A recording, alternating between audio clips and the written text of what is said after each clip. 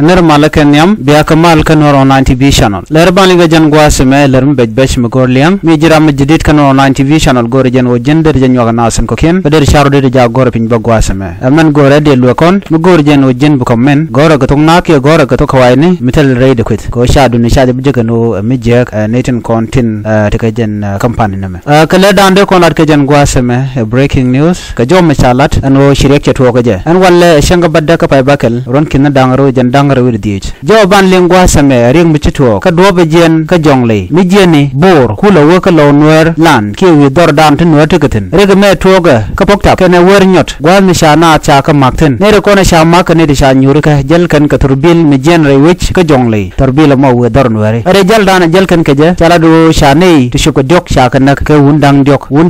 to sha kan nak re turbil cha ta na wa cha kan lok gwan mitie ka dor ognena jo me shalat kene de kontin nakana chala do kwai kake dumdo tene tishirwa jeno nena ne konde na gwasame lat ke jeno de ka jang ka jo dana shalat ne me e jesrwa mi di long re wichin wina mi don wari chane ngaje gwano nena ala jongle state ke jen gwasame chete kamal ngai konde kon lat ko rodien ngai kon kur dana to ka fanga kam wari kana jang ka tet mishina jien la to re bor wona ka lo no lan ke na ka kubo ke na don wari wina mi eno de na de ka magda do tok de na de ka mak kane de kon ngai ke ngai kon gwano nena ati jang de tete tin cheng man chala do to e khoi kane de kon makana mena dien ne shal ke murleni kane de kon lana nagda do mishang bat ke jo chalat gwasame ko ni den kon tin cha ken ko shi kane dial chana ko chana ne dang dok undang dok re torbil ko torbil jala chwa chu nyuraka kane dang dok kon chana chi ke teslis dunya ne kon cha ken wa ken ka right tinyo ne hangum pen ka ko bu ka right ke je kammi ne kon nakana mi ko murleri la mala lat ken o ke ngane murleni nyu de gwan wona ne tin kon kan ne titi de den wo shi kan ware de go jen wo ka jang nyu do ne kon tin yor na ka de ka jang ka jodan chalat ko gwad mi telemal mi atin tam rai kono